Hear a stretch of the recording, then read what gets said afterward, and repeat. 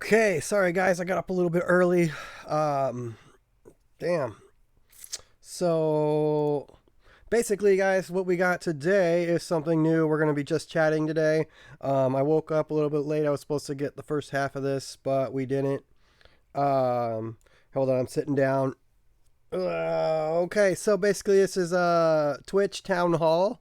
We're gonna do a listen in, see what we can do better for our stream. This is like the new rules and policies and stuff. I know it's really boring, but if you sit through it, I do have you know, it's a pretty good prize at the end. A little bit of giveaway. Okay, just a little bit. Anyway, welcome back from 10 minutes ago. This is Skunk. If you're interested in joining, we basically just do this channel to see like how we can get better at doing our streams and also how we can grow our own community so we have people to play with in multiplayer. So we're not like, you know, just sitting there playing solo all day. All right. So I know you guys have asked me to do this, so I'm doing it. All right. Let's listen in. Let's go in there. We'll listen in and have a good time. Yeah. All right. Yeah, so quick recap. So we released 3 updates this week. We integrated soundtrack to multiple audio technology into OBS 26.1. Cool. We gave editors access to manage clips. We added the functionality to let you unpublish individual VODs. We continue to expand our VOD management functionality that lets you select a batch of VODs to unpublish and delete. And then in Q2, we're going to give users access to soundtrack's multi-track audio technology in Twitch Studio. Cool. And we're adding DMCA tooling so they can receive notifications, review the content targeted in those notifications, and track strikes without having to leave Twitch. In the second half of the year, we'll enable sorting and deleting clips by date, game, or view count, and we'll also add functionality that lets you unpublish all of your VODs at once and file a counter notification directly from the creator dashboard. And while all this is going on, Audible Magic is going to continue to be scanning historical content and deleting clips or muting VODs where it detects audio in its managing database. Your content. And then finally, I want to remind everyone that we have a creator camp session that Aaron mentioned earlier on December 22nd about products to help streamers manage their content. Cool. All awesome stuff, Jeremy. Thank you so much, chat. Again, if you have questions about anything that we just covered or as it relates to DMCA that we might not have covered, make sure that you type them in chat and use !ask so that we can log them, catalog them, and get you all the answers so that we can cover them in our Q&A section at the end. Jeremy, thank you so much. We will see you in that Q&A, so we'll see you here again in a little bit. I guess that's Jeremy. Thanks for having me, everyone.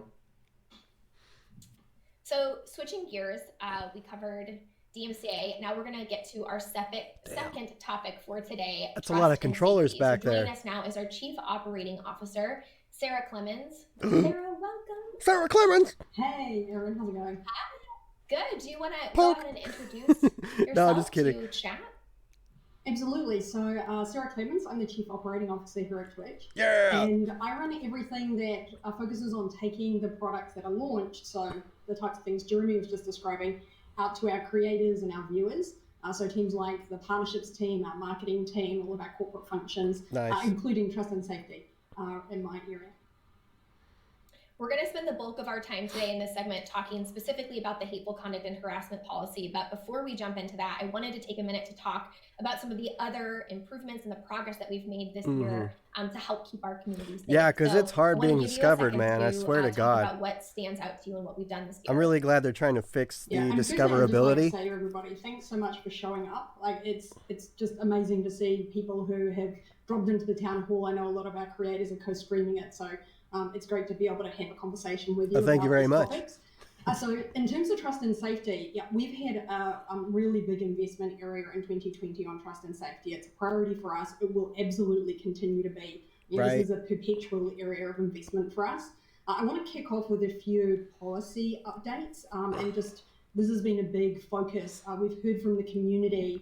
No nudity, attire, and sexual content policies required. That's what I'm talking about, Twitch. So there's been a really strong focus. You gotta wear a sweater. Okay, you need to wear a sweater. Several policy clarifications this year that have been I don't know what it means, but there's some nudity and attire and sexual content policies coming out. We rolled them out quite quickly because they're reducing the gray areas. We wanted to address any areas of confusion and provide as much clarity as possible. So all you thoughts out there, this has been a real hot topic for listen the community, a source of confusion, and we appreciate there had been frustration around This is a this in family particular. channel. And so we did a lot of work and rolled that policy out to Sarah provide Clemens more has got clarity, the around law. what you were able She's to do breaking in terms it of down. nudity and attire so that you could feel more confident. Shut up, skunk. And We're trying to understood listen. exactly what was covered under sorry. the policy. And then just to clarify, new policies are only bobbleheads. effective if we can enforce them consistently and fairly. So one of the big investments we've made in this space is we've doubled our safety operations team in 2020. Wow. And that's helped reduce doubled the it. median response time by 96%. 96%. Which is, again, is an area we'll keep focusing on. Having really expeditious responses to reports is critical to creating a really robust trust and safety system. And we've not only been adding You're hearing people this, right? to our trust and safety team, but we've also been adding some new expertise. So, in particularly, we've focused on deepening our language cover globally so that we can get quick responses in all the different languages around the globe. And then we've also broken out a dedicated appeals team and a dedicated law enforcement team. Whoa. And so that helps us, again, just have specialty around those particular areas. Good. As I said, this is a perpetual area of investment for us. There's no end state when it comes to safety, and we're really committed to our efforts to protect. So they're clamping down on the rules, and bro. we'll continue to invest heavily here. You're going to have to be good. Definitely making progress in enforcement and consistency, response time. All of those things are things that we hear from the community are a huge part in ensuring Twitch is a safer place to be and a big step for just safety in general. But it's definitely only part of it. So can you give us a rundown of the We're tools tired of the specifically that we toxicity launched this year to help with moderation on Twitch? Absolutely. Moderation is just critical. Shout out to the mods. We launched ModView to help in March. I love my moderators. It's a one-stop shop that we've created for mods on Twitch. And since we've launched it, over 40% of all moderations have gone through ModView. So we're really excited about that. Yeah, and while we're on the topic, you said thanks to the mods, but I just want to reiterate, mods, thank you so much. You are absolutely amazing and a core part of why Twitch is what it is and ensuring that Twitch remains a safe place to be. So thank you all for your consistent and always on work.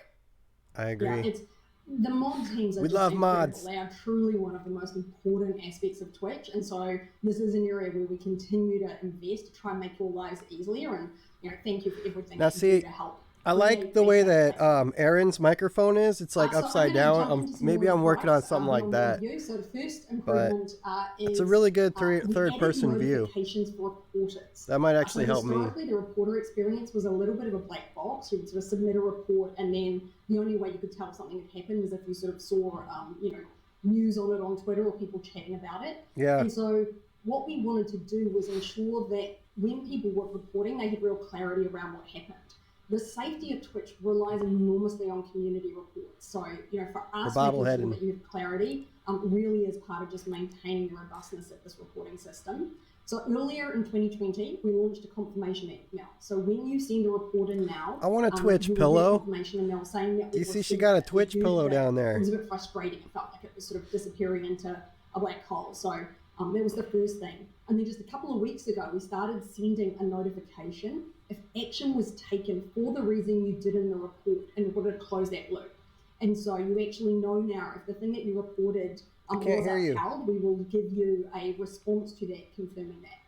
We know it's really important that the community feels confident that the reports you make are impactful.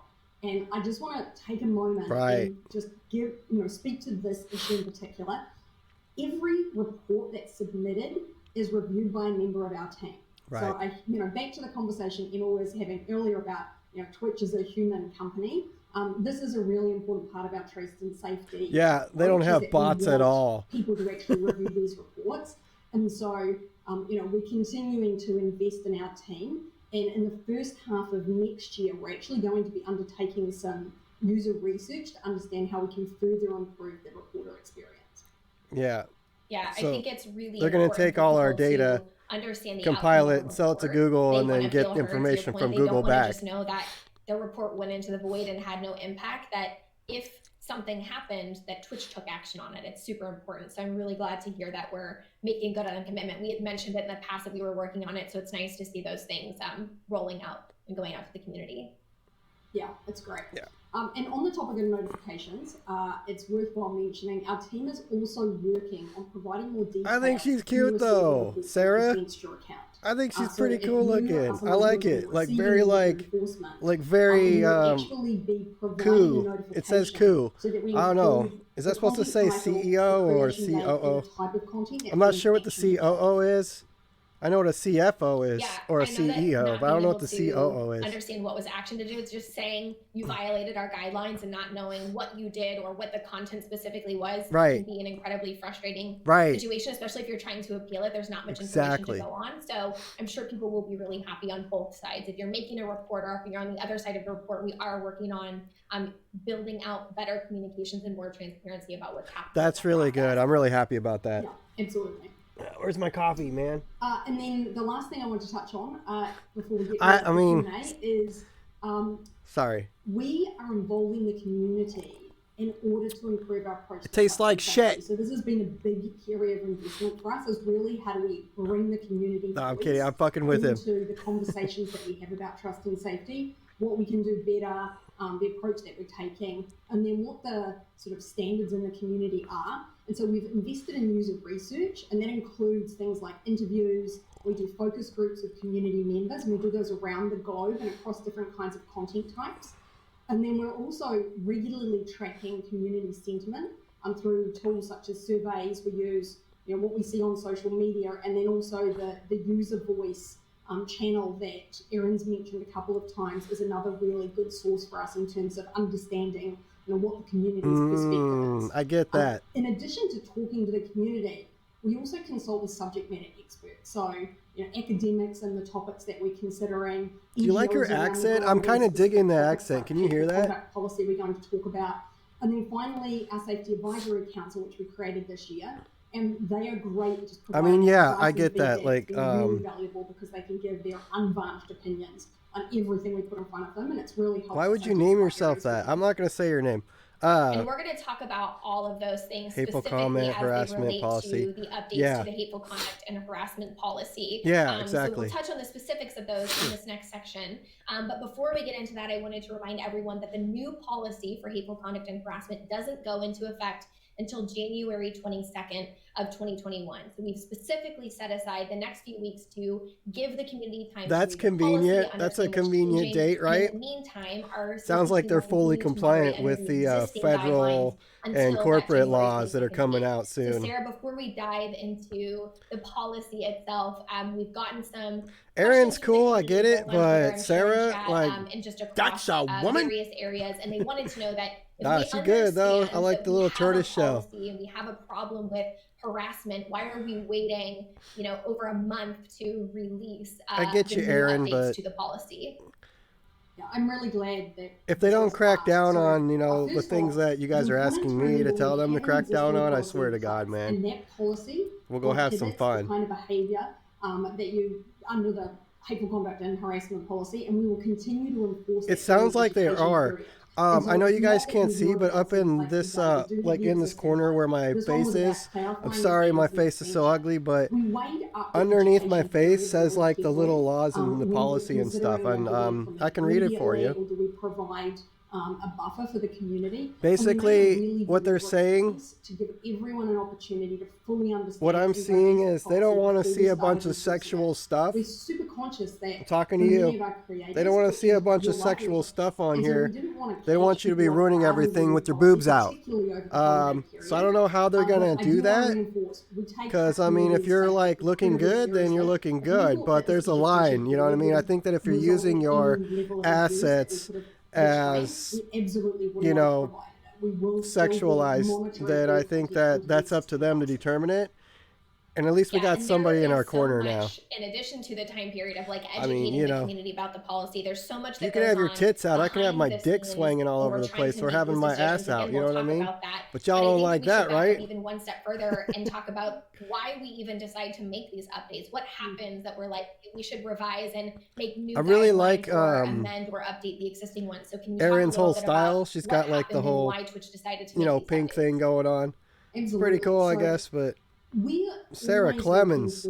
I'm just kidding. Creators and our communities to be safer on Twitch. and do that in a way Okay. that's meeting the community. It says provide clarity and so we expectations, heard from the promote community that predictable there were and some consistent frustrations with the enforcement, hateful conduct and harassment non-sexual policy, and all specifically that the existing language Wow. was too broad. It didn't provide enough clarification foster the on how growth we actually of enforce the diverse policy, communities. and that lack of clarification Then we're was going to listen. distressing for They're people. going to listen to the we were like, community. okay, this is something we want to make sure that people have a really high degree of understanding around. And then we'd also heard from communities that it didn't provide. I'm sweating a little bit. It's kind of hot in here for Christmas. You know what I mean? Some parts of our community, particularly those who are women, black, LGBTQIA, disabled, and where their identities alone specifically and really unfortunately make them targets. And our mission at Twitch is about building a global economy of diverse multiplayer creators. That's literally our mission statement. And so for us, so I think they're going more diverse, and they're that, kicking out the gaming and Twitch is for they're not letting and we know that. what do you call that? I think they're cracking down on the nationalists, like the Nazi guys, and I think they're cracking down on thoughts for. And so with this update, we really wanted to the tits for money thing. Clarity on our expectations. I don't know how they're going to do that. It's really interesting to see. But they actually hired a full team of law enforcement to check up on that. Changes is that we have added I bet you it's all computerized though. It's got to be the Google algorithm. It's got to be the Google algorithm doing it. I don't care what they say. It's more efficient to just see examples that will pop up. Use a program for all that. Tangible and concrete examples that demonstrate how the policy might actually what do you mean, my translate eye? Into your everyday experience. That's from smoking weed, bro. And so adding that no, I'm kidding. I've just been doing a lot of work. Our external guidelines, but also the internal guidelines. A lot of work lately. We're able to help eliminate. I'm looking a little tired. I'm sorry, guys. That may have led to inconsistency. Shut up, skunk. Claire's talking, or Sarah. Yeah, making sure that we are consistent and everyone is understanding what those guidelines are is super important. And I think we should reiterate that there are a lot of updates to the clarifications, but not necessarily changes to the policy. We're just being incredibly clear about how this may impact you. And so a lot of it's not changes, it's just us saying and getting very specific to your point. And before we move on, we had one more question that came through and I wanted to answer it while we were on the topic, which is, will content created before the announcement be held to the new policy? Because there's such a wide breadth of time between the announcement and the enforcement, how are we moderating against content that may have existed before that goes live? Yeah, that's a great question. Good clarification. So no, this updated policy will only apply to content that's created after January the 22nd. After January 22nd. For this to be applied to historical content. Day after the changing of the guard. Saying that sometimes mistakes can occur. The reality of using humans to do things is occasionally there can be errors. Mm-hmm. If you do receive a strike for what you believe is content that was created prior to the 22nd of January, mm-hmm. that was acceptable under our existing policy, then please file an appeal so that we can look into it. We do not intend for people to be penalized for something that is new in the policy that gets applied. Yeah, because this isn't titties. This is like a double chin. You know what I mean? So the algorithm might pick it up as like two titties or something. You know what I'm saying? So I get that. I get that. Disclose to the community how we make these decisions. I said we would get to it, and so now we're here. But I would really love for us to talk about how we make these decisions when we decide specifically what to update and specifically what is and isn't allowed. The community wants you guys to want know some coffee down there? They're represented. No, I'm just kidding. I won't pour it on her. That would be so mean. Updating policies that somebody is bringing your point of view or your experience. Is it Sarah or Sarah? Doesn't have a negative impact on you. That these policy updates are actually beneficial. I'm digging your face, man. Can you talk about the process for I'm this vibing specific right now. Policy updates and who was involved in helping making those decisions? Yeah, absolutely. And I mentioned this earlier. Oh shit! Policy development for us is that we want to ensure that the community voice is part of our ongoing policy development process. And so see, it's right there. The internal team that drives this process actually worked with our internal research group, and we conducted a range of interviews. They were both one-to-one interviews and then also focus groups with groups of creators and moderators around the globe. And we talked to them about harassment people experience on Twitch and how that affects them. And so we really intentionally How are you doing today? Ensure Good that morning, there is by a the way. diverse sampling of creators. So we'll chilling? include, a range of He's chilling, man. genders, He people doesn't from want to different talk right now. I regions, think he's different really tired. content focusers, Me and him, we or were up time last they night. spend on Twitch. So we could get a We were up like really broad late. and We were representative drinking view and of the smoking community. and having a good this old was time. just so helpful. There we go. In us being able Yeah. to understand There you go. what are the key Okay, pain ready? points that Pay the attention. community feels, Sarah's talking. and what do we need to address to ensure that the change we would make Is she to policy Australian? actually provide protections for everybody. And then in addition to that, we have built a I love you, sort of Sarah arm of Clemens. effort across the business, Get at me, which bro. is how do we tap into experts around the industry? So in addition to talking to our community and having people internal, what are the external experts that we can talk to? And so these are academics around the globe. We've talked to civil society groups, safety groups, and specifically in fields who consider things like cyberbullying or diversity and inclusion, and ensuring how the best practices for helping build healthy communities. Did she say beast practices or best practices? That's what I want to know. They put them words in there. That you talked there was about historical context and current cases and review lending into how we decide to make these updates. And one of the questions that we saw across Twitter specifically when we announced the updates to the policies were coming was that the community wanted to know if this was Twitch's response to the sexual misconduct allegations that we saw over the summer. So we had actually started working on this policy change well prior to that. This has been almost a year. You tell him, Clemens. But the information that we gathered as part of the investigation that Twitter undertook into those allegations over the summer gave us visibility into the ways in which sexual harassment can actually differ from other forms of abuse. And it influenced our decision to distinguish sexual harassment as its own category and break it out, and then also to adopt I agree. tolerance threshold Listen to that. policy for objectifying or harassing. Thank you for your donation. $10. So now that we have the context into why we make policy updates, how we make policy updates, and we're very I'll say your name later. Where we are from those aspects.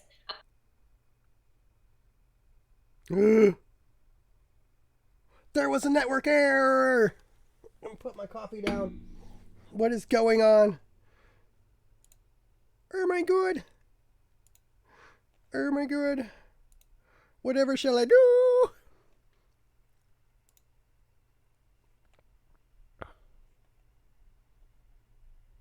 Is it working now? Taco Bell's grilled cheese burrito is filled with nacho cheese sauce and a delicious 3-cheese blend. And even more melty cheese is grilled on top. Get your hands on a grilled cheese burrito, only at Taco Bell.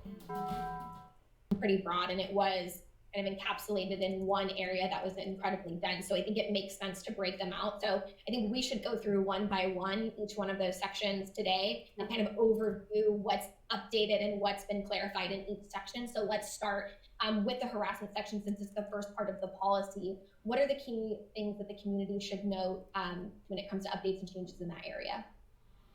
Yeah, so there's a couple of key things. The first is we learned from our career research and the feedback that we gathered from all of those conversations we had around the globe that streamers actually all had a really stable and consistent definition. I guess there's like a 2-minute was that aligned with our existing guidance.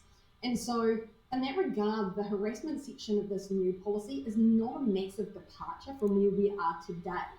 However, as I said, we've added a lot of detail. So there's a lot of examples, and we've done that to really make it clear what is it that we consider harassment, and providing those examples to bring that to life for you as you review the policy. Yeah, the very top bullet of that slide is something that we hear from the community all the time, which is that there is a nuanced and kind of a really important part of conversation that relies on context, which is that there is differences between banter and trash talk and harassment, right? Those are all different things. Yes. And that concern is largely based around the idea or the potential for streamers receiving a suspension for something that was good-natured but was reported for harassment. Right. That's a concern for people out there. So can you clarify for us what that looks like in terms of our internal policy? Do it. Yeah, this was probably the biggest issue that we grappled with as we looked at amending the harassment policy. We got a lot of feedback from the community that they wanted to be oh, able to sorry. have their own jokes. I didn't mean to and burp talk on to you. each I'm other, sorry, and, Sarah. there'd be sort of I'm sorry. banter and memes and inside jokes. And, we wanted to ensure that we didn't, stop people being able to do that. Right. And what we were focused on is sometimes those behaviors can cross a line and then they rise to the level of harassment. And so what we have decided is that in order to evaluate that, we'll actually consider a number of different factors. And specifically, is there an indication that the behavior is unwanted or makes someone uncomfortable? And so those indications may be things like timeouts, reports, a chat ban from the target or one of their moderators. And those indications give us the necessary context to ensure we're not punishing people for, banter or teasing or competitive trash talk that's actually comfortable for people who are participating in that particular discussion. And so that sort of gives you some sense of, how do we think about that line? I don't know how to spell bias. There are bounds across Twitch. I'm just going to spell it like that. Or is not acceptable. And so as creators, Thank you. as community members, it's important to remember that there may be behaviors that you're comfortable to, but they're not acceptable to the broader Twitch community. And so we do have what we think of as kind of thresholds in terms of the behaviors, and there are limits to that. My comment went so fast, I don't think they can even read it. Indications of comfort around the particular conversation. And so we're constantly weighing the perspective of the reporter and the content under review for each determination. And the thing that we are hopeful for is we anticipate these changes will actually improve that enforcement consistency as they reduce subjectivity in the review process. Right.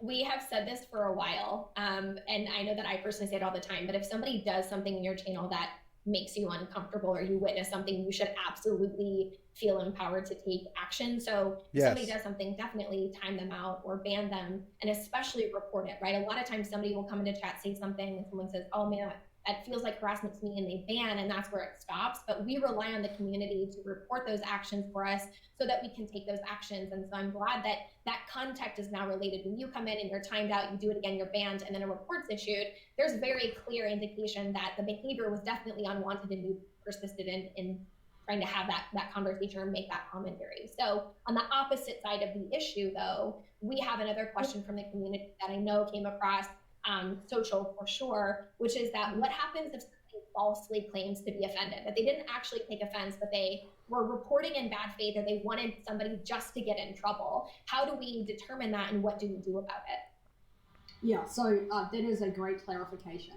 So absolutely, even if we're given an indication from a targeted user, we do not suspend for behaviors that don't violate the harassment policy or general community guidelines. So for example, if someone's egging you on and then reports you, and a review of the content would demonstrate that that was in bad faith.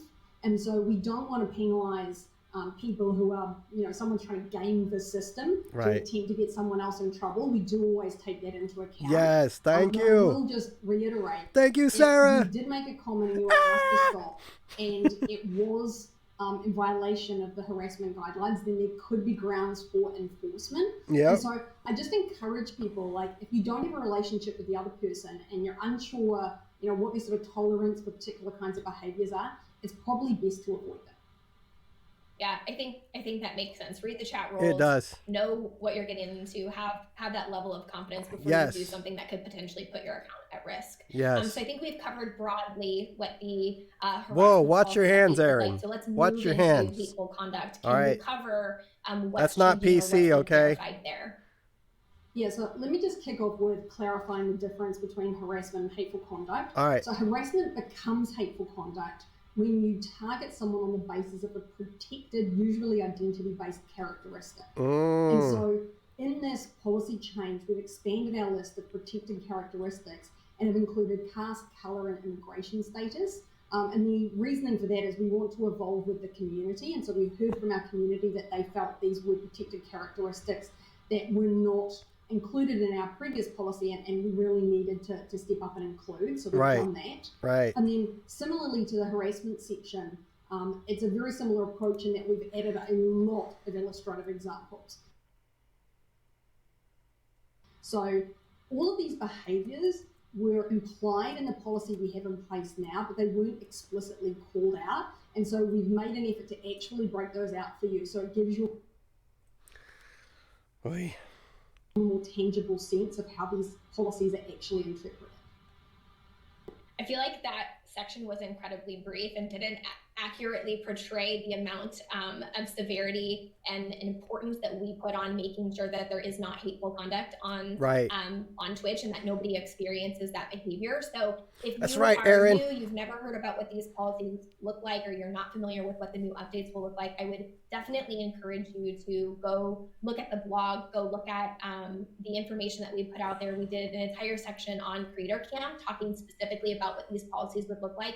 There is a lot of information, even specifically as it comes to there's like a whole book there, so it's really it's like an iPhone like agreement. You know what I mean? It's like so long that they hide a bunch of stuff in there.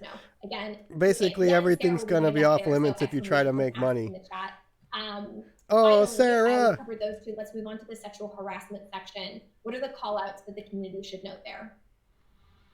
Absolutely. So first off, the big one is obviously that we're breaking sexual harassment out from harassment and hateful conduct, and we've called it out separately. And so this new policy really talks about behaviours that could be objectifying or abusive, and makes it clear that these are never permitted on Twitch. That's right. Because of this, a trust and safety team will act without requiring any indication from the target that the behaviours are unwanted.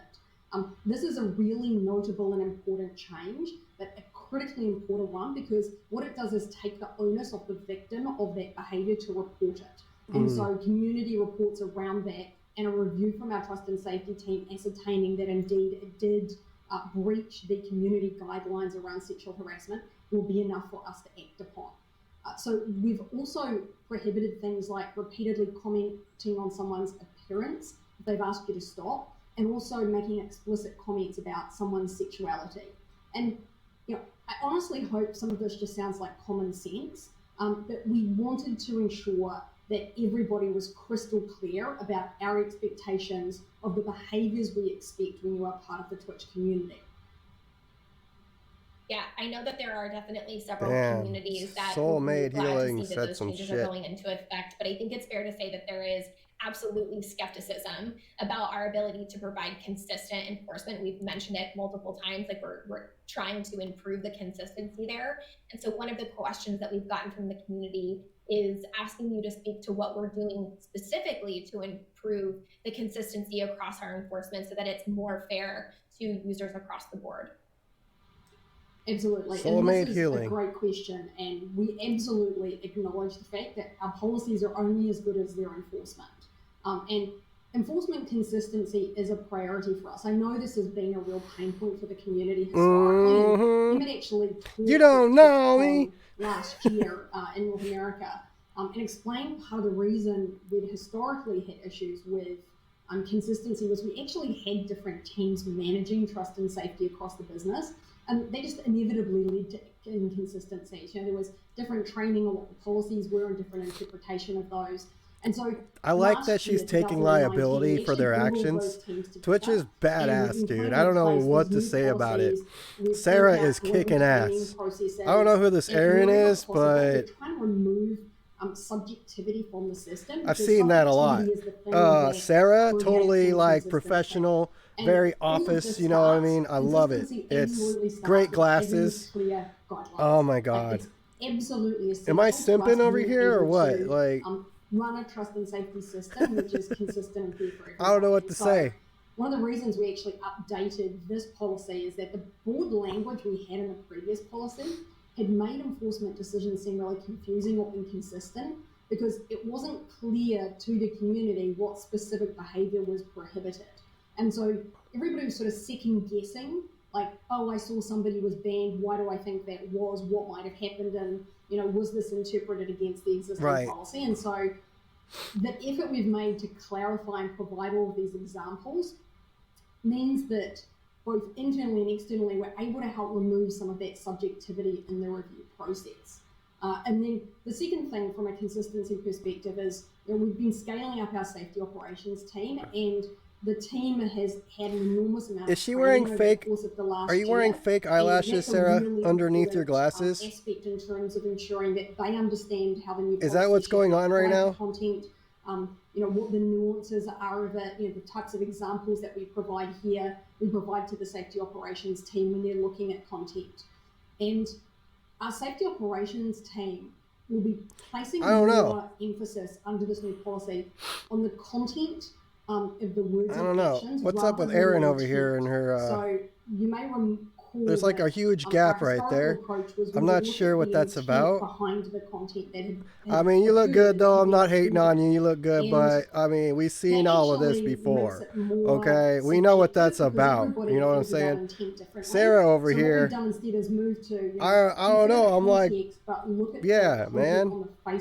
I dig that. Against the community guidelines, and that means that it makes it much simpler for our safety team to. Does that make me a gold digger? And I just want to emphasize, we said this earlier, but every report that you send to Twitch is reviewed by a member of our safety team, and we are really committed to that human review. We believe that humans are best placed to assess the context and the meaning of content, and that can really vary enormously country to country.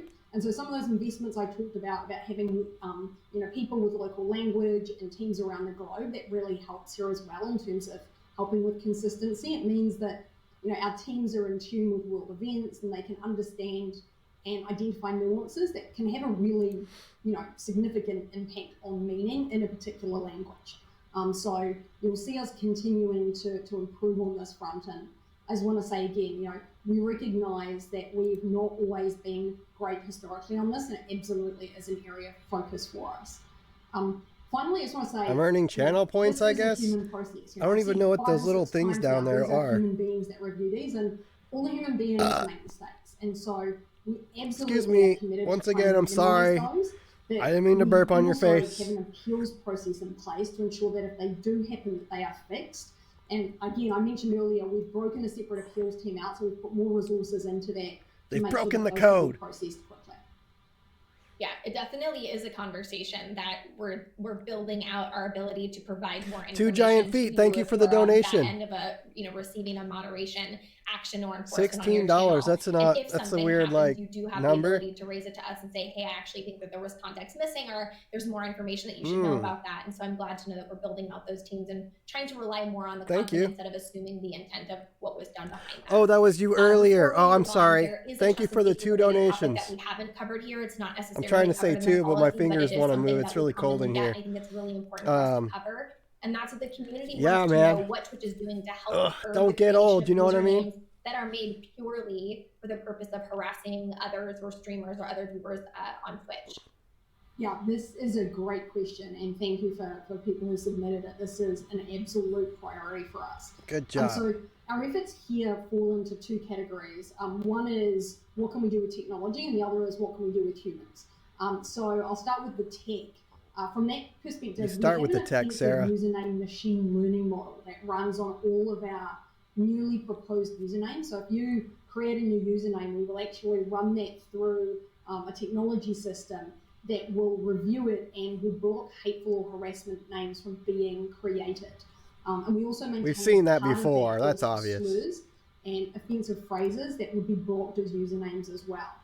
And machine learning is a great tool, but it doesn't necessarily understand the nuance of language. And so we did a specific piece of debiasing work earlier this year to train it to allow more positive expressions of LGBTQIA and Black identity.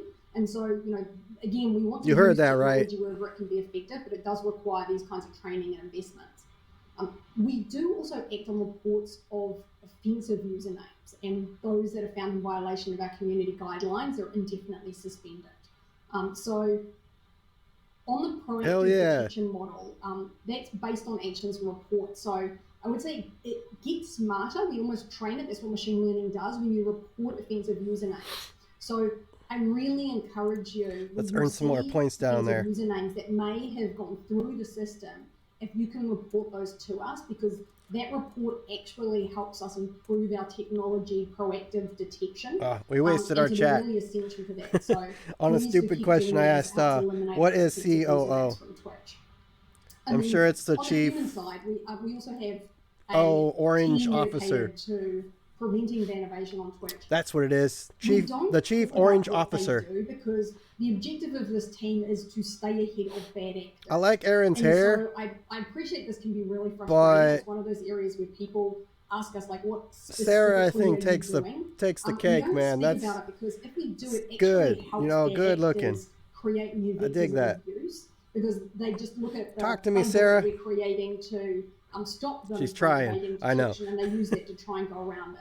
And so this is one of those areas where we're like, we absolutely are investing in solutions to prevent suspended users Yes. from returning to Twitch, and we will continue to make those investments. This is critical. We understand how harmful and distressing it can be if these come through.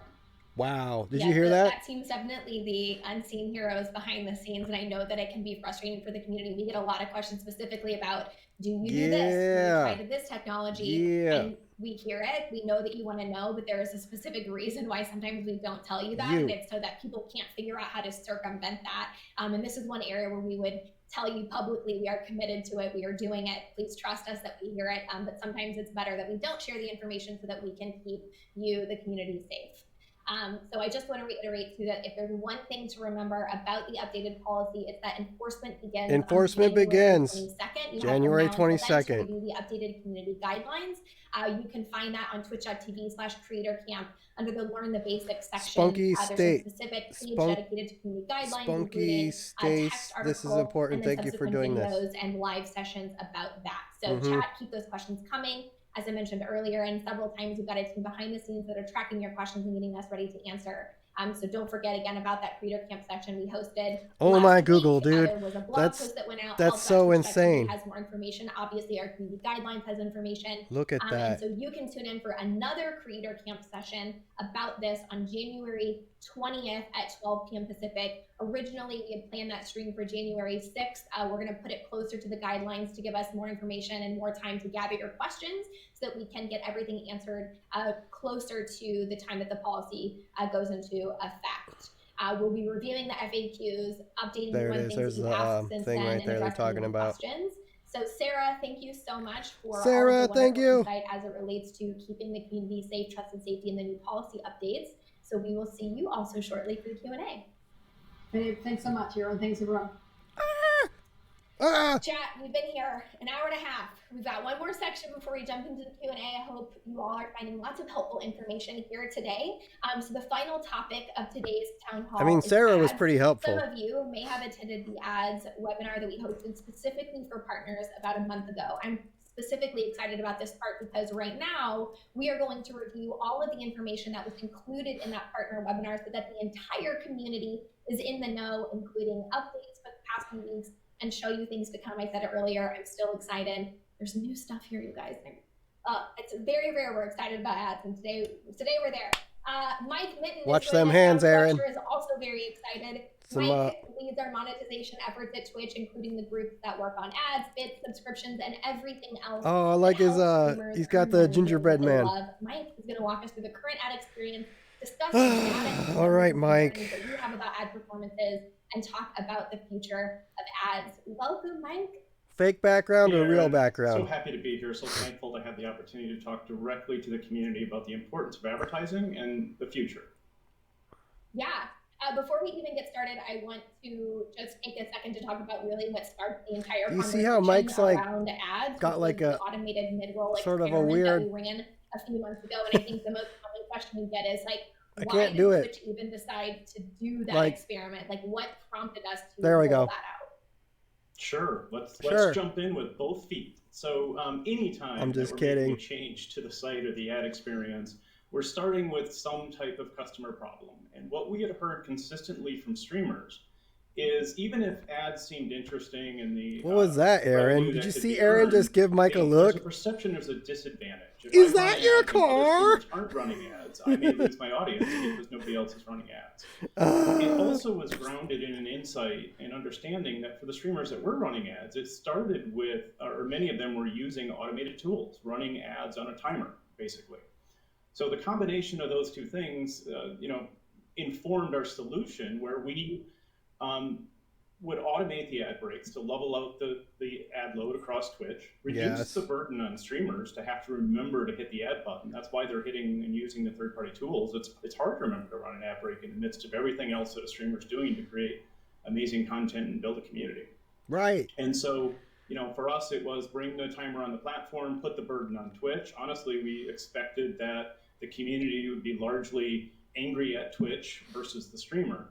What we learned, and we always learn in anytime we make changes, and the feedback we got was the control in our mind was the streamer can choose to run an ad break. If the streamer runs an ad break, the automated mid-rolls won't run. That wasn't enough. It's quite clear and consistent feedback from the streamers to say we need even more controls than that. Even when they use timers, what we heard from them is they're still adjusting the ad running to avoid an ad running, say, in the middle of a boss fight. Nobody wants to get an ad when you're about to down the boss. Oh, So, shit, that makes sense. See, we're learning. We did that, and it was quite clear. We heard the feedback. Thank you. And you're welcome. That's where we are. We definitely heard them. There was lots of feedback, and we Mike. heard all of it. And even with all of that feedback, I think it's still fair for us to answer this question because the community will continue asking, and we should make it clear. Is the automated mid-roll experiment going to come back?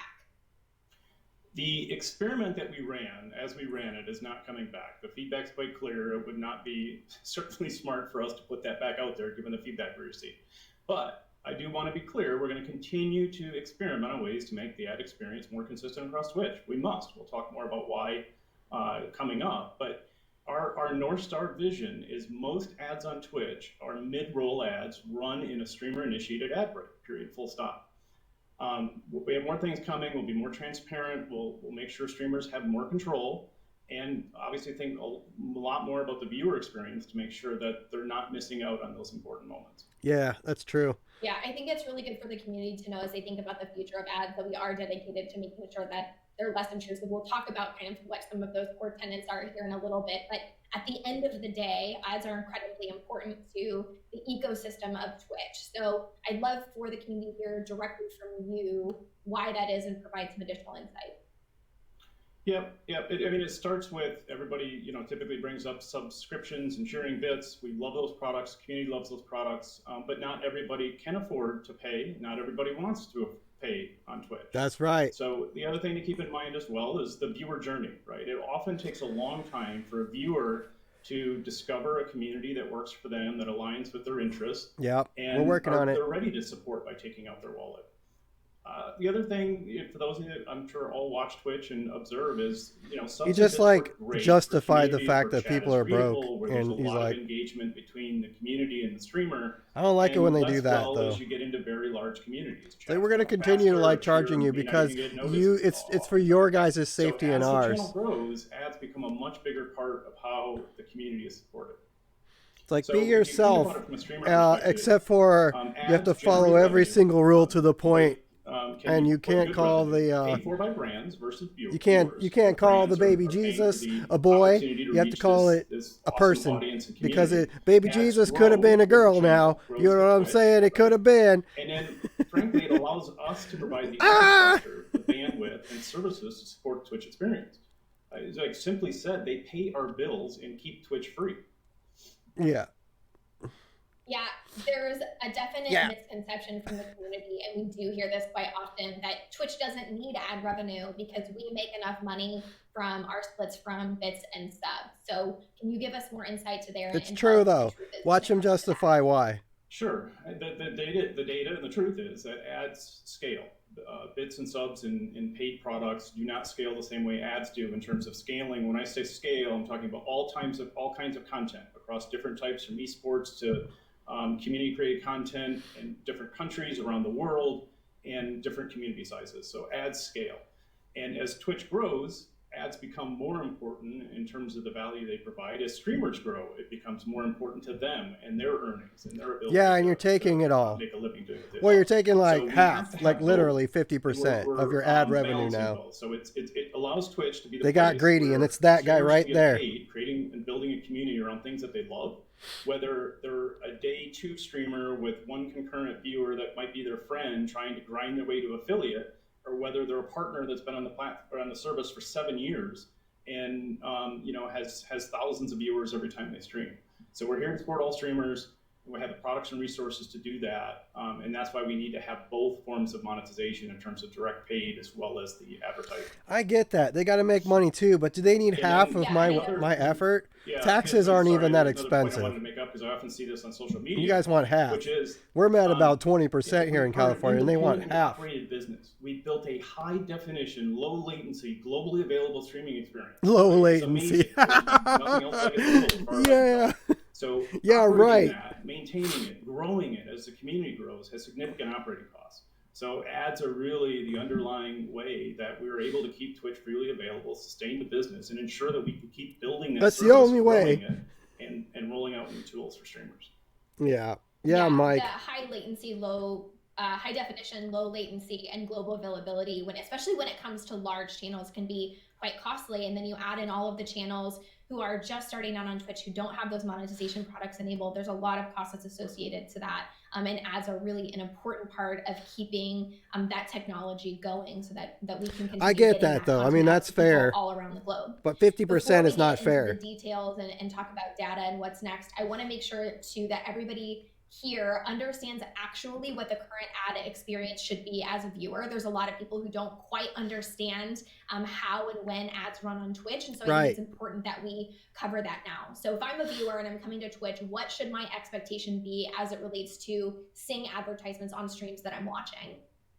Yeah, I agree. There's definitely a lot of confusion about what to expect and what ads are run by Twitch versus streamers. So today, pre-rolls are Twitch initiated. So as you're discovering new channels and you happen to find a new stream, you will often be experienced with a pre-roll before that stream starts. Oh. And then you will also see beyond that pre-roll in some channels, not all channels, where streamers initiated an ad break. And when streamers are running those ad breaks, really important to understand, if they consistently run mid-rolls, it removes the pre-roll from the experience. So if they run 90 seconds of ads every half hour. That's why they need half. From that channel. Because they count on their pre-rolls. Yeah, I think that the pre-roll experience is understood. People know when they go into a channel for the first time that they're going to get a pre-roll. But mid-rolls and the way that mid-rolls work and when I should expect to see a mid-roll are confusing to the community and they're confusing to viewers. I think I have an indication of why that might be, but I would love to. So it takes their mid-roll out because we have, or I mean, it takes their pre-roll because we use mid-roll. So they're taking more from our mid-roll. Running ads and many viewers watch same channels consistently. When they go experience a new channel and see an ad break, lies. It's very confusing. And often one of the things I tell me you don't drive a Ferrari, or no, you wouldn't drive a Ferrari. Lamborghini. Tell me you don't drive a Lamborghini. You know what I'm saying? An ad break was being run, and it was surprising and unusual. It's got to be like $2,000 a month or something. Like I don't drive a Lamborghini yet. Again, when you see longer ad pods, we drive Mustangs. We got the Super Snake right now. We got the EcoBoost, and we got the 5.0. We don't know which one we're going to use and some of a lot. Those ad breaks as well aren't in June, but 30-second ads. Sometimes they're 7 shorter ads, but the length of time has been determined by the streamer who's running that mid-roll. And that length of time can be 90 seconds, it can be a minute, it can be a different varying amount of time. And so both the number more money, of ads more doesn't problems correlate necessarily to the time, and understanding when it happens can definitely Mike be agrees. Confusing. But because a lot of streamers aren't manually running their just own eye ad rolled breaks, me. mid-roll ads are somewhat of a new experience for the community, even though the number of ads total that you will experience on Twitch is still much less than other video-based services. I agree. So ads here are not as prevalent as they might be on other places where you consume video content.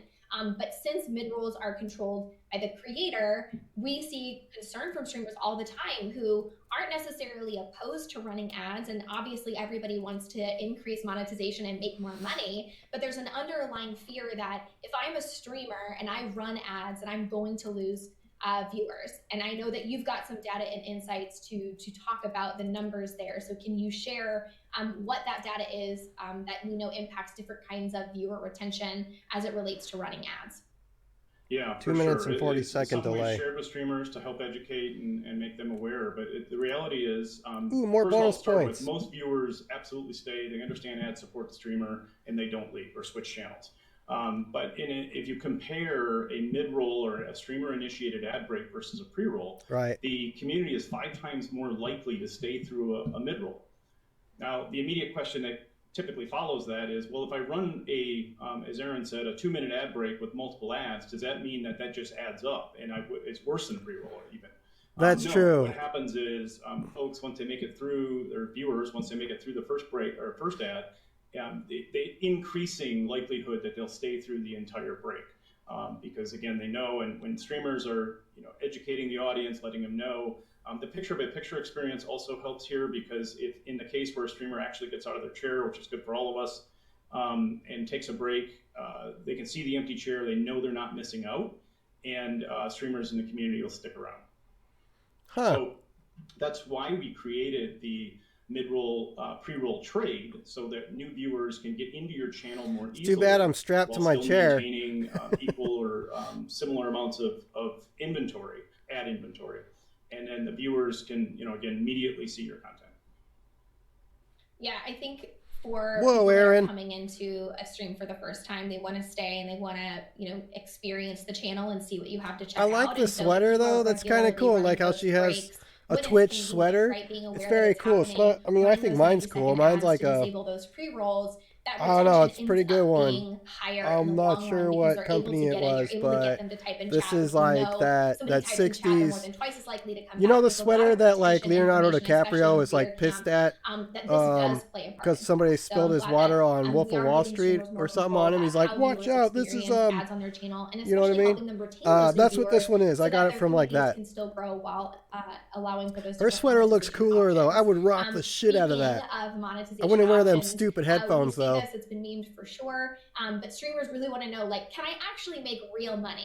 Like, is there money to be made? No, there's not real money to be made. Doing it, they don't know about those numbers. It's about half of what a streamer says they're making. They absolutely can. We brought some data here to show, and it's going to vary by the amount of ads and the community size, of course, and by country, honestly, as well. By country. But the thing to take away from here, if you look at we'll start from the left and work our way right. That if you're a smaller streamer, and that is this a pyramid scheme? Your way to partner at this point, probably a consistently streaming affiliate, and you're running 3 minutes of ads an hour, which, as Aaron said earlier, is far less than any other ad-supported content site on the internet, compared to YouTube, Hulu, etc. And if you, so again, starting there, 3 to 6% increase if you consistently run ads, and you remove. I'm biting my lip. So you get the benefit, a little more money, like that, and the pre-roll's gone. But and one way to think about that for these size of communities, it's another sub or two, which adds up, right? It's meaningful. It helps get more equipment for the stream. Helps you on your journey to become, a bigger, larger community. So then if we go into, what I'll call mid-sized, at this point, 101 to 4,000, I know it's a very large range. That's, our partners, they're growing partners, communities. And if they're running 3 minutes of ads, they can increase their take-home pay up to 28% by consistently running ads. My message was deleted by moderator because I said thank you. Finally, at our largest communities, and no secret, ads tend to work better at larger size communities, is up to a 63%. Look at that! I said thank you, Mike, and they deleted my message was deleted by moderator. Sorry, the slide says there's some variance here based on, again, community size, where you're at, country. So up to 50% increase in revenue for our largest communities. These guys suck, man. Ads. And once your community is used to ads and you can incorporate those into your content, and increasing that a little bit, then they're just another non-liable company trying to be more non-liable but take more money from you. Still less than YouTube, still far less than many other sites on the internet. He's justifying the fact why they're taking 50% of whatever you make. So you might be making a little bit, but they're taking half. We say that we're not out here saying, like, go from 0 to 5 minutes. Like, that's not the case, right? Start with disabling the pre-rolls. Have the conversation with your community. Like, there's I think some channels where talking about ads is taboo. They don't want to say, like, hey, ads support the channel. And those are very valid things and conversations you can have with your community. So definitely not advocating, like, just go out there and run all ads all the time. You should make sure that it works with your content. We're trying to give you more tools to be able to do that. But even with all the tools, even with all of the improvements that we're making to ads in the future, the ability for creators to earn money doing ads are still impacted by other things that viewers can be doing in a negative way. We have seen a lot of conversation, and it's something that I think we should address, which is how ad blockers are impacting the ad experience on Twitch. So can you talk a little bit about that? Yes, yes. Yeah, absolutely. Ad blocker is a really important topic. So first, it's important to understand that oftentimes ad blockers prevent the streamer from getting paid. So the impression's not tracked. The ad's more than likely, nearly always delivered, but because we can't track it, it unfortunately impacts the streamer and their ability to earn from that ad view. Hmm. So the other thing we've seen recently, been a lot of this on social media, you can the way that ad blockers and third-party scripts are trying to modify the site, it results in things like come to watch on Twitch TV. And See, do you're you like, see well, wait a this minute, guy I'm right already here? on Twitch Look, TV. look. That's not the This guy expected right experience. here. And in those cases, we suggest you check things you may have installed. We have a published help page Nah, that you can I'll learn keep more. my I ad encourage you to block, go look thank you. there if the ad Right? experience Twitch isn't is what we going talked about today. going downhill fast. Yes, I Yeah, so I agree. think we've covered our bases in terms of just background information and Who context cares? that I is care. helpful for the community to know. But I think ultimately what they're Remove anxious to learn pre-rolls about from is what we're affiliates since we actually don't doing, what have the future of the ads look like, audience to especially fund see the questions Twitch. of like, are you going to That's do that cool. again? I Because they get want to know that. that the ad products that we're Let's building add are that again. actually meeting the goals that they have. Let's see if and the they goals that delete my Twitch has. thing. So can you talk a bit about how you and your teams are thinking about what ads and what ad products we build, what ad products we consider, and what see where viewers my can expect moving forward?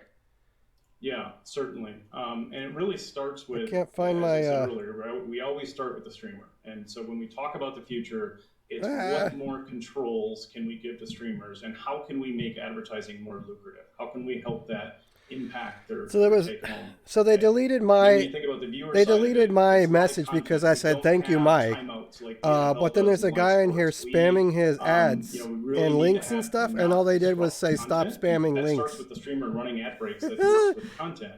And then when, from the viewer side, we want the ads to be relevant, Oh, look, there's some personalized, Spanish there. and I don't know what that's about. I can't really read Spanish, you can't forget but I the got advertisers. Google. They're the folks that You know are what I putting mean? out, the money here to I don't buy see. advertising on Twitch, and in that I don't case, see if ads they must like be censored attractive, me it or must not. represent their brand, But it must be because effective. I was they need to work. the pre-roll right? or whatever. You want to see engagement. You want to see brand lift. That's the type of advertising that Twitch is often selling. So bring Sarah back. The needs of these three customers, streamer Leave first, Aaron viewers, and alone. that will result in more advertisers. I think I spending know, on Twitch, Mike. Like, spending and running more campaigns, I used to which sell results in cars streamers like earning more about money, 5 years that's back, most streamers I've talked and I to, that's swear to certainly God, like always a positive. he looks And then so for the viewers that don't want much. to pay or can't pay, So it helps much them like to support the somebody community, that I and as sold a said big earlier, blue in truck terms to. of So Twitch Mike, if you're listening right now, so I sold you a big truck. A matter of fact, I remember that guy's name was Mike. We do something, So weird. We'll keep working on it to make it an additive part, experience and balance the needs of streamers. I'm gonna type in there. I sold you your truck. So see what he says. To talk about it a little more, we have teams been working on this for a while. We're iterating with some amount of streamers now. Let's see. I'll say is really a much better on Twitch Mike, offering I to help schedule and manage your ad breaks. So it's called Ad Manager. And the other thing that it's not there now, but what is coming is to help connect. If I do this ad running behavior, what the impact will be to my earnings. That's really where this ultimately goes to. Yeah. In some people 2016. might have seen a sneak peek of this a few months ago when a widget accidentally appeared in streamers' dashboards. And there was a lot of conversation about what is this thing that's here? Remember? So I'm glad we're finally talking about it so people understand what that was and what we were working on at the time. And now you're censoring me because I said thank you? Ads is with any product. Good question. In the past, sometimes we've done rollouts with different user groups. All right, let's get down to the very bottom of the scroll. Really for us to understand see if we can Ads scroll Manager is all the way down. available for everyone, including both partners and affiliates. I think we're at the very bottom there. Ad Manager, as I said, is in testing with certain creators now. Early in 21, it should be available to all creators, all streamers, every streamer that's eligible. There, let's try that. Maybe that'll get us in.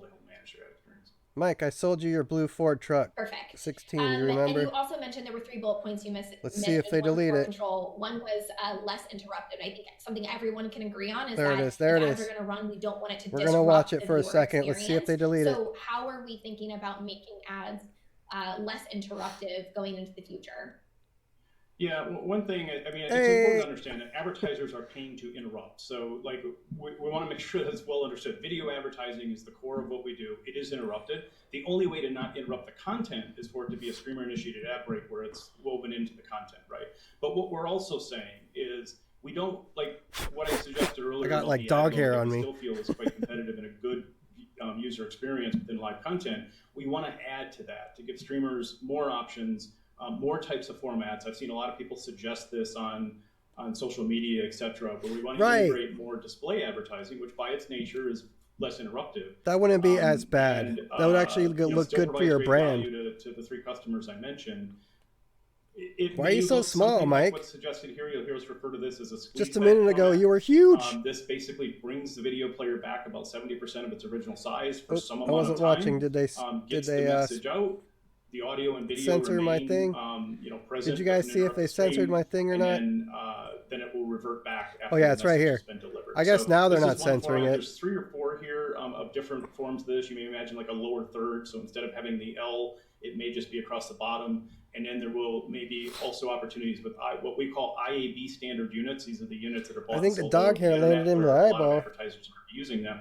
Isn't that the will way it also be always shown. works? With any new ad product, especially something as like a squeeze back. Why does she keep pointing at me? That's not PC. That's against Twitch guidelines.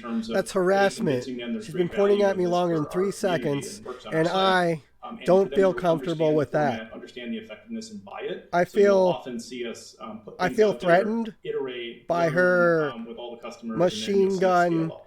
automatic machine gun finger Yeah, I'm pointed right super at me. excited about squeeze back. Whoa, Ever Aaron. since, we've had the ads conversation. You gotta, with streamers, like- they're asking for things like those. You lower really gotta thirds, let me know like when you're for gonna do ads that. don't You just interrupt the surprised the video, hell out of me with all or your the colors sound over in what there. they're doing. So I'm really excited to see that coming. I'm sure that will also be available to all partners and affiliates when it goes out.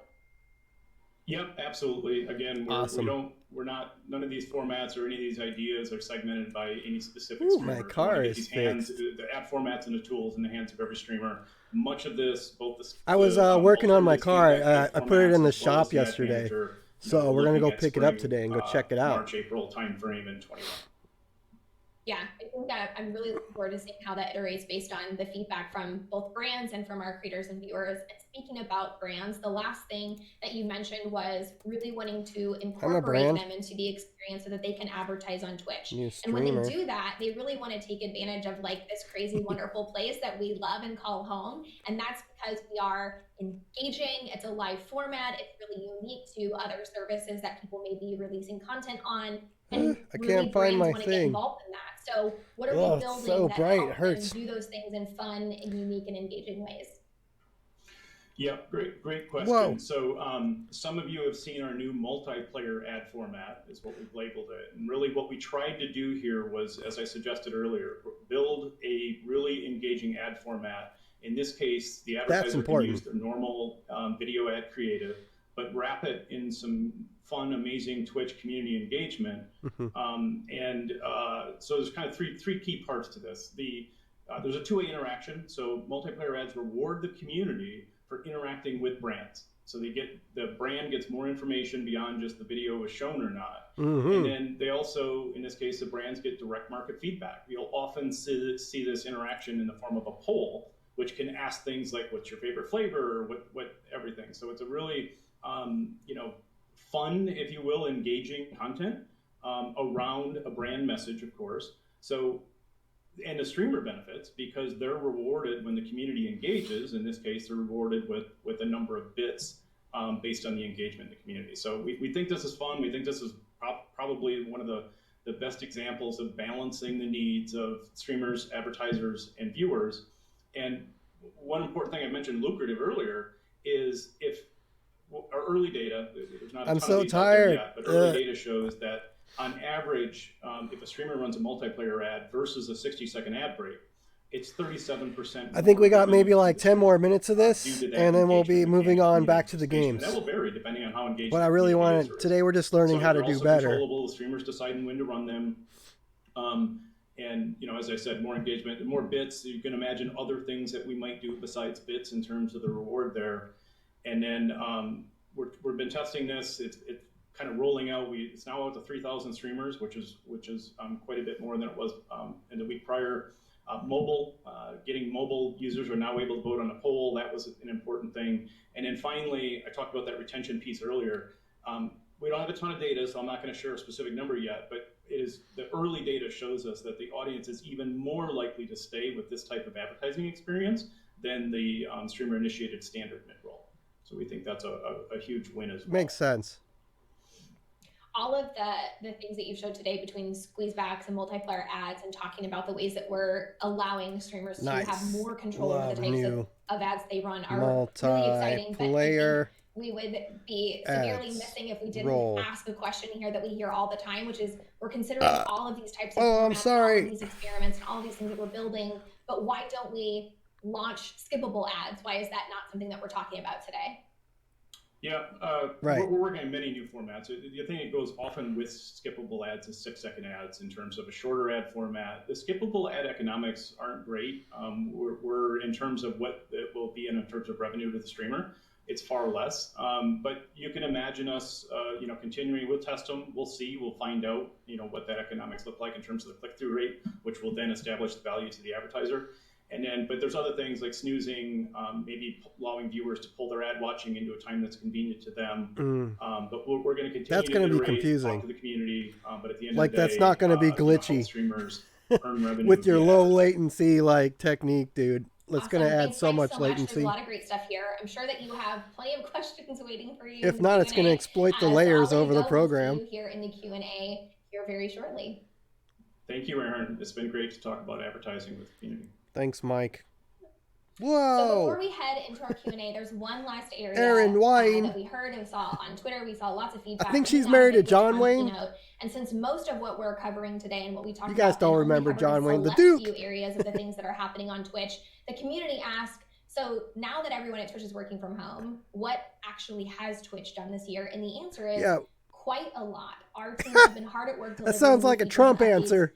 To the community across all of the areas at Twitch. So a couple of things that I specifically wanted to highlight is one of the things that we worked really hard on was improving Look at the little streamers. The headset in the background really there. Out to me were the it's on like a tiny chair. Improved watch parties, which includes adding in picture by picture. Look, she's got a painting down there too. For video and audio support and releasing to creators across the globe. We improved Twitch Studio in a number of ways, which is our own broadcasting software, by bringing it to Mac, which has been so wonderful for varying creatives across. That was pretty cool. I do use a lot of Apple products, so when they did that, it made my life a lot easier. Stream Deck integration, chat overlay. Stream Deck is what they need to do. They need to help us with some Stream Deck stuff, man.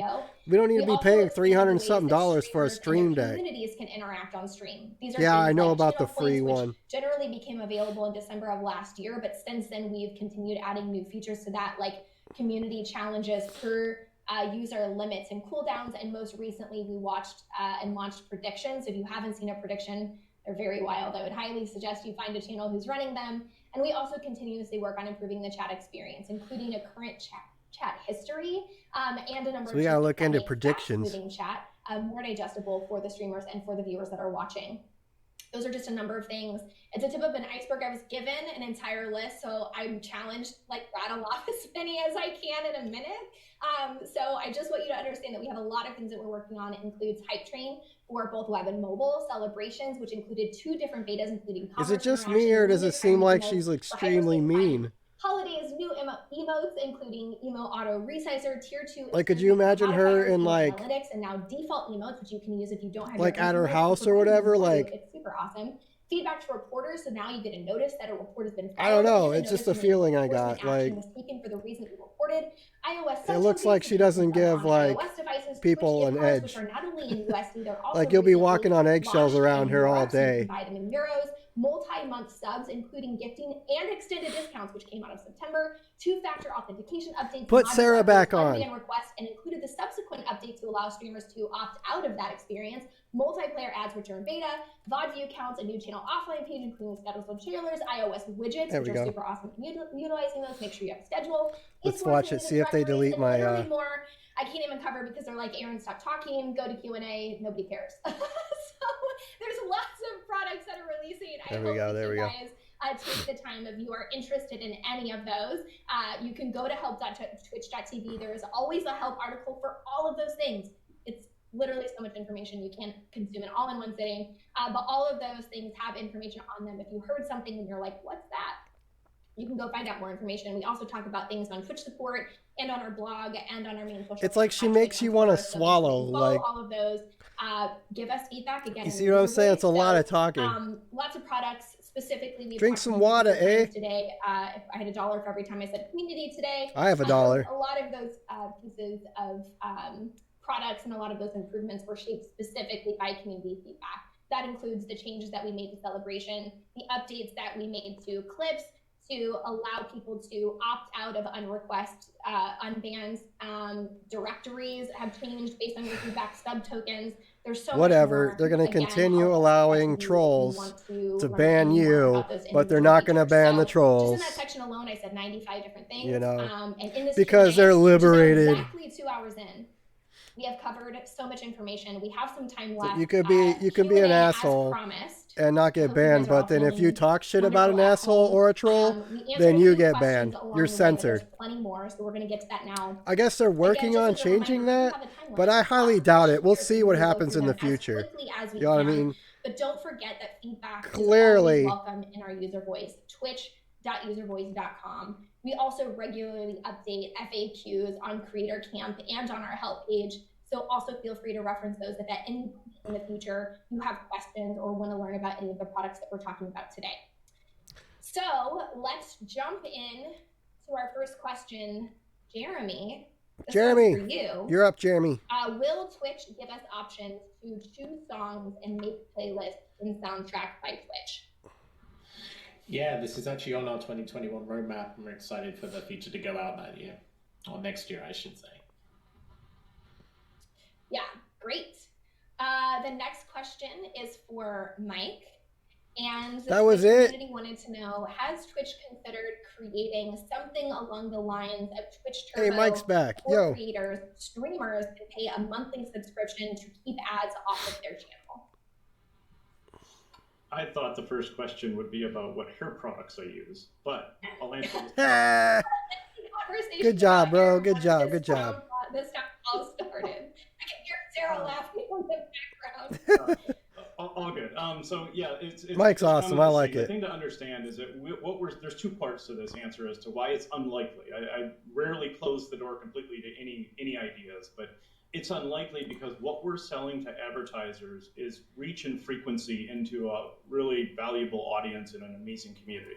So by allowing some streamers to buy their way out of that, it creates a problem for us in the marketplace in terms of our talking Let's see if they censor that. Our audience, because it becomes quite smaller.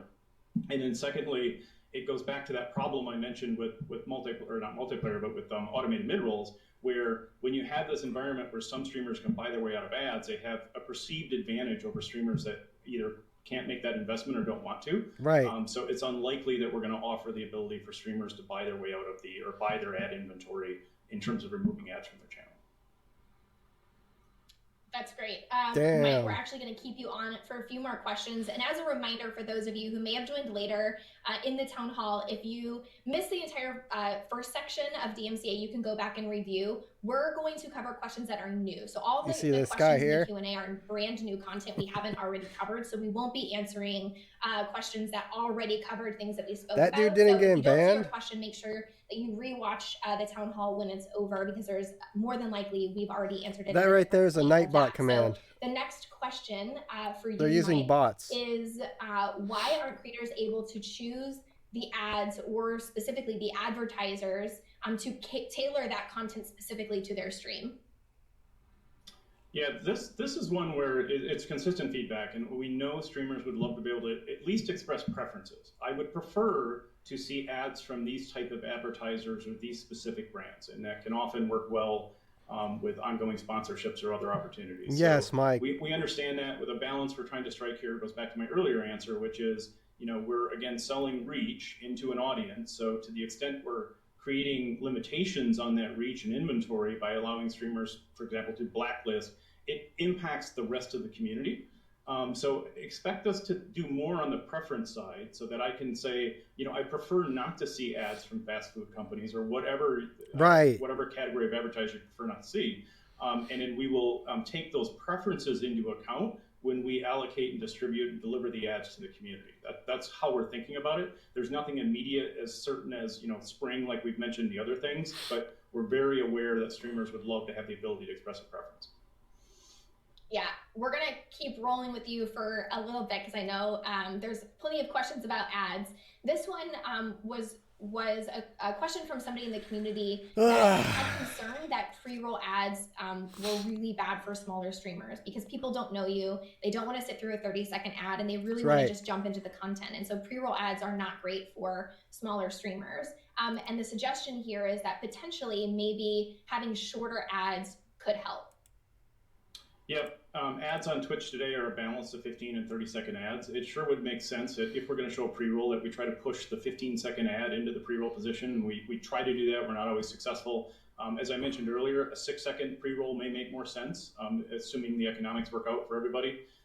So agree, but again, I want to go back and remind everybody that streamer-initiated ad breaks are really what we're trying to get to here. So if streamers watch your head, dude. Ad breaks, there effectively are no pre-rolls. Don't smack my S down there.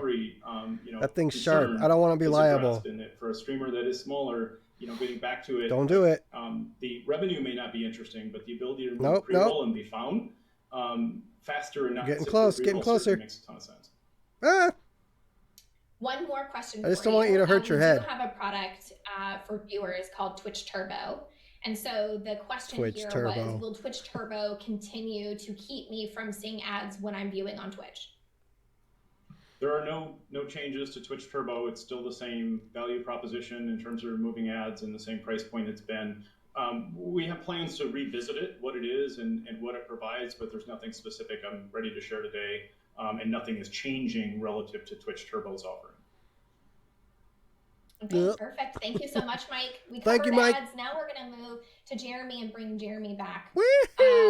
What's up, Jeremy? Jeremy, you answered this question. You're going to say something this time? Longer than one sentence? Kept it together until just now. It's fine. We're doing this live, chat. Have some patience with me. The next question actually is for Sarah. Sarah! There's words going around Twitch, which is the word simp.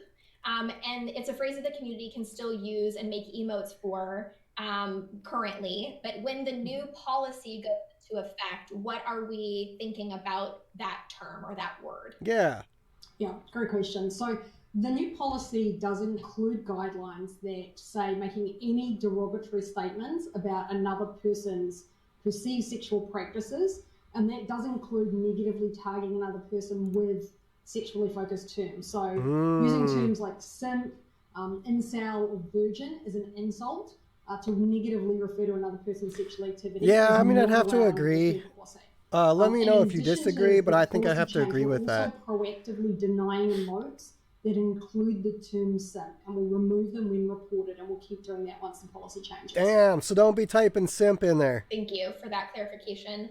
Mike, we're going to bring you back for another question. Mike! Subs don't see ads. However, there are some streamers who I would actually like to watch ads for, even though I'm a sub, to help them generate some extra revenue. Is there any thought to allowing people to opt into ads, even if they're subscribing to someone to help further contribute to the community? That's a good question, Aaron. Yeah, great question. As was noted, right now the streamer can decide for all of the community to see ads or not. Most streamers keep the ad-free benefit on. But especially with multiplayer ads, we're seeing a ton of feedback where viewers are like, I missed out. How can I participate? So yes, I think it's pretty certain that we'll address that soon in terms of giving viewers the ability to opt in, to be able to support the streamer in yet another way in terms of both being a subscriber as well as watching ads. That's smart. Great. I like that. Sarah, we're going to bring you back to further clarify how we specifically define protected groups, because the perception is that there are a lot of loopholes that could allow people to still have transphobic conversations around things like sports. And so clarifying how we define protected groups is really important for the community to feel like this policy adheres to everyone. Yeah, thanks for raising this. It's important that people have clarity on these topics. Now go away, Aaron. Protected characteristics are identity-based attributes. So a protected group is a subset of the population who share the same protected characteristic. And the hateful conduct policy prohibits any behaviors that promote or encourage discrimination, denigration, or violence against a protected group. Sarah. So there are a bunch of detailed examples in the community guidelines of the kinds of language that will violate the policy. So got 22 seconds and we'll send it. What that actually means. On the matter of trans athletes in sports specifically, our policy does allow for discussion. I forgot about trans athletes and stuff like that. You know, like that's good. I don't have that problem, but we do not allow any, you know, good for you guys. Statements that's real. In the context like, yeah. of these discussions. Yeah, and along the lines of safety, I know that we give streamers some control to remove people from their chat when, you know, somebody does something in bad faith or they violate their either channel rules or our community guidelines.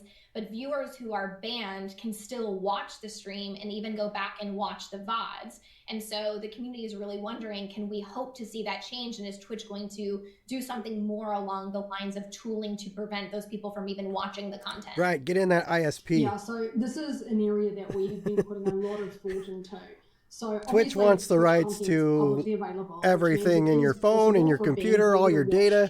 They're going to sell it to Google. Google's going to have enforcement come back and forth. This is super frustrating and can be yeah, we're pretty screwed, man. To know that a banned user can actually access your content, be in your chat feed. And so earlier 2020, we actually removed that dude said simps on there. So that in addition to them being blocked from reading or participating in your chat, you won't see their name listed in chat, so that we are doing as much as we can to fully remove their presence from your streams. That's cool. And I mentioned this earlier. We have a team that's focused on preventing people from accessing Twitch services if they've been banned, and that team's constantly working on tools to do this more effectively. We tried to be super upfront with you during this session, and again, this is one of those areas where we're saying, like, trust us, this is a priority. We actually don't provide a lot of detail on this because it's another area where the more detail we provide, the more information we give to the people who are bad actors to actually try and work around the tools that we put in place to keep the community safe. So I'm just saying, we hear you, we know this is a problem, it's a real priority for us, and we have teams that are working against it. Oh, good job. Yeah, there's one question that's not related to trust and safety, but is related as kind of this decision in this group falls really under your remit. And I'm going to read it verbatim because I think it's very fair and it's very clear that they're frustrated with us. That they want to know who gave the okay to tweet to the majority of the user base that muting in-game audio was the best way to protect yourself from DMCA and that was safe. How could something so tone-deaf make its way down the pipeline? Yeah, so this is an area we absolutely missed the mark. This is just an apology. So I'll give you some context on how it ended up happening, just so you sort of understand, but I do want to start off with, you're absolutely right, it was tone deaf, it shouldn't have happened. So just to give you the sort of context, when we went live with the blog post around copyright, thank you, Sarah. We knew that there would be a lot of community questions. It's a really complex area to understand. And so we wanted to be ready to answer those as quickly as possible. And so in addition to our social team, I'm really jealous about our glasses right now because I broke mine. Across Twitch, so Twitch staff members, to help field those questions and answer them as quickly as possible. You know, a lot of this was on Twitter. And we gave the blog post guidance. So I was like, if it says it in the blog post, then you can reply to the person who may not have necessarily read all of the nuance of the blog post and use that as the menu of information you can share. And for this question specifically about muting in-game audio, that's obviously an option that any streamer could do immediately. And so that was in the information, but when the reply was made and when the tweet went out, that nuance was lost. And it didn't include all the other options that we had included in the blog. So it was the classic example, if you take a piece of information out of context, then it no longer actually is useful and actually can be quite hurtful. Yeah. And so this was one of those situations where, you know, Twitch is ultimately a group of human beings who show up every day to try and make Twitch an amazing community. And sometimes we trip over and fall on our faces, and this was one of those situations. And so you know, I apologize for that. I know it was incredibly frustrating for the community to receive it, and it was an oversight, and we have learned from that, and we do always think about how do we improve our processes to make sure we don't. That accent though, right? Yeah, we definitely take those examples and say, how do we make sure that this doesn't happen again? And so not just apologizing my for, but also glasses. behind the scenes making sure that we ensure that we put those processes in place. So I'm glad that you touched on that. One more question for you here. We talked about the harassment, hateful conduct, and sexual harassment policy updates, but one of the things that we didn't explicitly talk about is what Twitch is doing in the case of aggressive stalkers and the threats that streamers or viewers may receive from those people. What? And they wanted to know if someone can receive an enforcement for something along those lines that happens off of Twitch.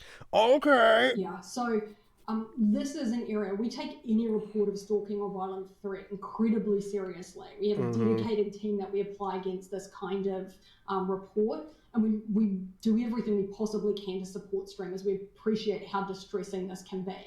And so first of all, I would just like to say to the community, if you are being harassed or threatened on Twitch, or you know someone who is being harassed or threatened, please file a report, because that enables a member of our safety team to review it and actually push it through to the team that works on these kinds of reports, our law enforcement group. And so please make sure that you're able to give us that information so we can help engage with you.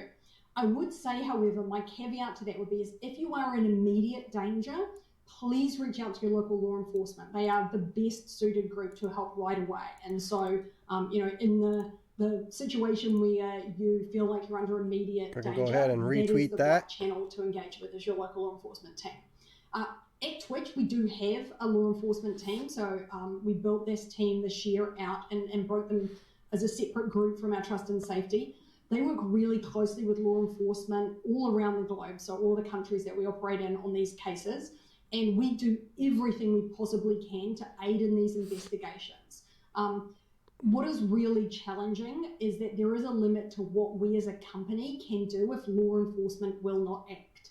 And so while we, have, because nobody's liable anymore about anything, possible to assist streamers who are in this really distressing situation, there are sometimes limitations as to what we independently can do.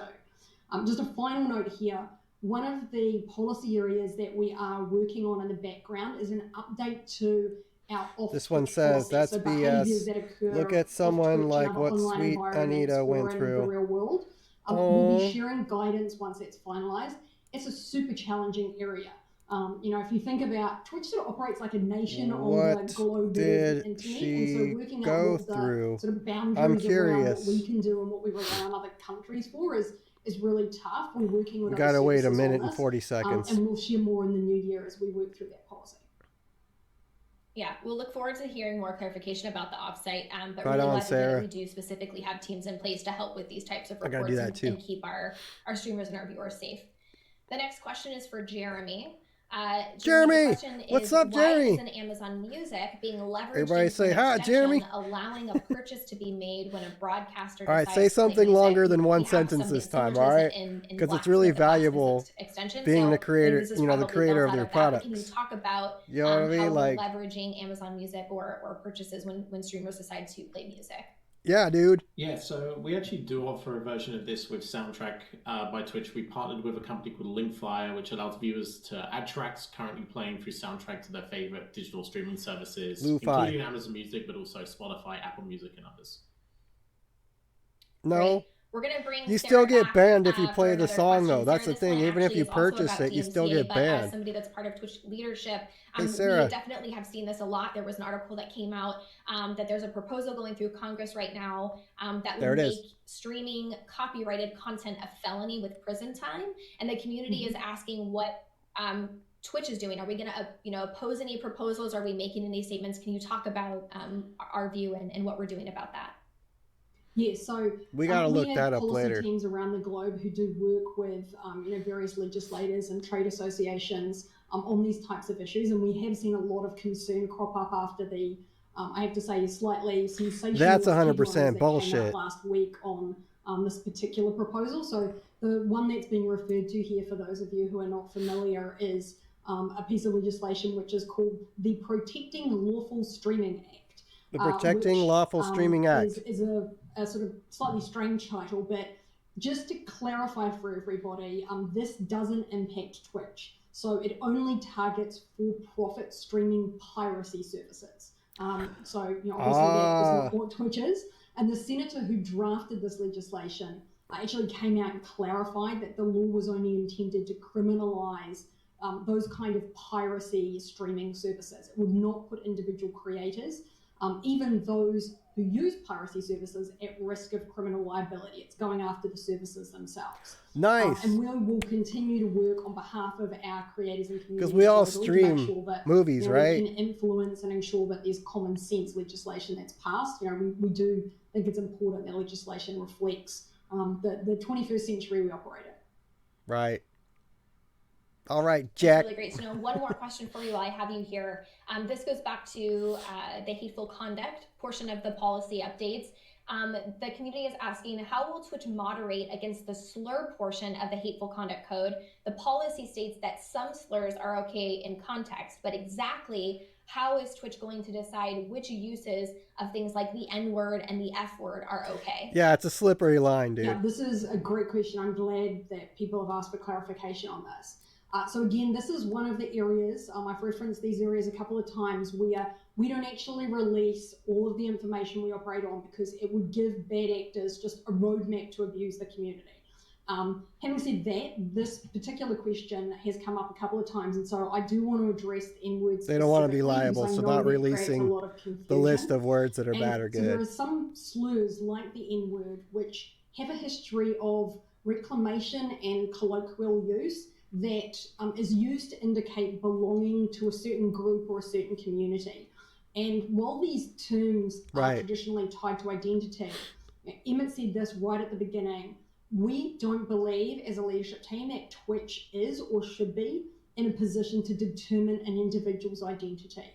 And so in the course of developing the hateful conduct policy, we consulted with a really broad range of diversity and inclusivity academics on this topic specifically. So can you say the N-word or not? After really deep consideration, we ultimately decided to allow the use of some terms, including the N-word, that may otherwise be viewed as slurs, specifically in order to avoid alienating or limiting the expression of communities on Twitch. I do want to emphasize, however, that we prohibit slurs when used in an explicitly hateful or targeted manner. There's no exception to that. And we appreciate this isn't a perfect solution, but we do think that it is the best option to ensure that Twitch is truly an inclusive and safe space for all communities. To the N-word? Yeah, I think that dives a little bit more. I also want to reiterate that there are some examples in the hateful conduct policy. If you go read the blog, there are some things that are listed there. So definitely read that as well if you still have questions. The next question is for Jeremy.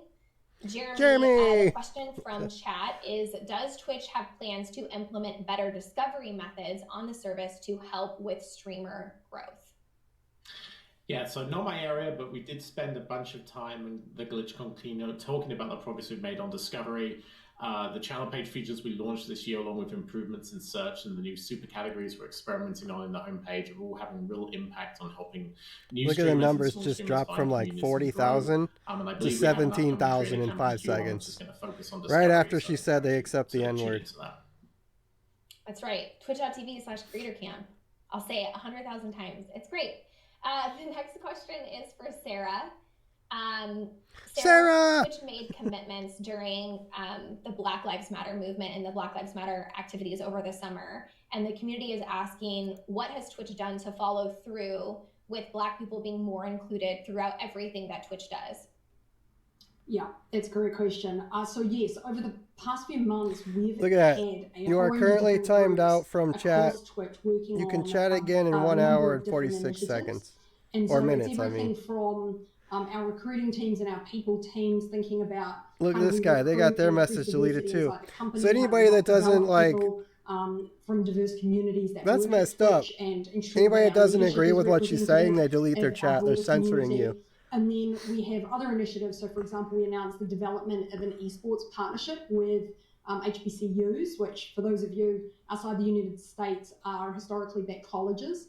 And then we are also working, our marketing team and our partnerships teams are working to increase representation of Black creators, both on the front page and then in our social and marketing materials to ensure that they're reflected in the community. And these are just a few of a whole range of initiatives that we have. We have a lot of things in the pipeline for 2021. We're really excited to share them with Yeah, those are the things. All right, y'all. So that got my blood boiling. That they said that. I think what she was saying is, I think what she was saying is that you cannot be derogatory with the N word. Like, you can't, like, attack somebody with it. But you can say, like, hey, bro, what's up, man? You know what I mean? What's up, dumbass? That type of shit. You know what I mean? I think you can be fun and have friends in the good way. But I think that you're not allowed to use the N word if you're attacking somebody. You know what I mean? Oh, man. So I think that's what's up. With that said, I think we've listened to a lot. I got a little bit of some like I got a bunch of like good qualities out of this. I learned a lot. Yeah, so you guys freaking thanks for coming over today. There was about 33. Oh, hey. That's my favorite numbers. Keeping my laugh square. Boop. Just kidding. Am I? So basically what happened is you guys heard it. They're going to be coming down with a lot of rules. They're going to be squeezing tighter and tighter. I really don't know what to think about it, man. So I'll take some of your comments and some of your questions. Basically, I think what we're going to do maybe, I don't see any questions. Come on, throw questions up at me. I just see one guy, Cool Matrix 666. He says, "Thank you for repeating my question, sir. You are cool." I am cool. You know what I mean? I am cool. No, I'm just kidding. But thank you. I appreciate you. I'm so fitted. No, I think what they said was very good. I didn't like disagree with a lot of stuff. It is very hard to be politically correct nowadays and also enforce. There's a fine line between enforcing the laws that you put in there and what is actually enforceable. You know, I guess that's what they're trying to put out there today. Don't forget to buy my merchandise, guys. We're opening the Patreon soon. I got a bunch of merch out there. I know I don't got a lot of like what do you call in that? I don't got a lot of like options right now, but we're working on the totems that go on your shoulder just like you. And you know, it's a good way to be positive. If you're having a negative day like today I got on and they're like, here's the new rules. And I know I sprung this on you guys, so you know, a lot of you didn't stick around, but I think that we learned a lot of good stuff today, and we really got to stop cussing. We can't say simping anymore, I guess, now. So that's something you guys got to remember. What's going on with my forehead here? Looks like I got an indentation. Ah! So I'm going to take a little coffee break now. You guys, oh yeah, I'm sorry, I'm reading down my bullet points of what we're supposed to talk about today. Goddamn, Jeremy wants to talk now. Now you want to talk a whole bunch of sentences after I mute you. You know, I mean, we got a little bit tired of listening to Aaron. Sarah was amazing. Oh my God, I want to meet Sarah, man. Hey, what's up, bro? Hey, there she is right there. What's up, Sarah? We were just talking about you. I'm sure you're saying a lot of like stuff that, you know, you're promising a lot of stuff, but apparently it's not going to come to fruition because, you know, the planet's going down, the government's this, you know, you're not liable for anything. You know what I mean? You're just finding a way to take our data and sell it to Google, I'm pretty sure. What else? So yeah, my totems. So we're working on the totems. We're working with like a third-party company. It's working out, but we don't have a lot of product. I got like 3 totems right now. I can't really show you because it's not here. It's actually in my girl's car. All right, so we're gonna get that out. I gotta go pick up my car around lunchtime, right around now. I just put a lot of cool stuff. I did some performance upgrades on my Mustang. We got some sweatshirts coming out. We're having a huge problem making these sweatshirts. I know I've been like telling you guys about them, so I'm just going to shut up about it. But yes, we're working on the sweatshirts. there wasn't a lot of extra money to do the upgraded version, and I'm not selling you the cheapos.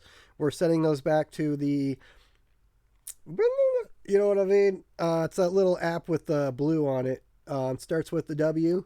So we're sending it back to them. We're getting our full money back.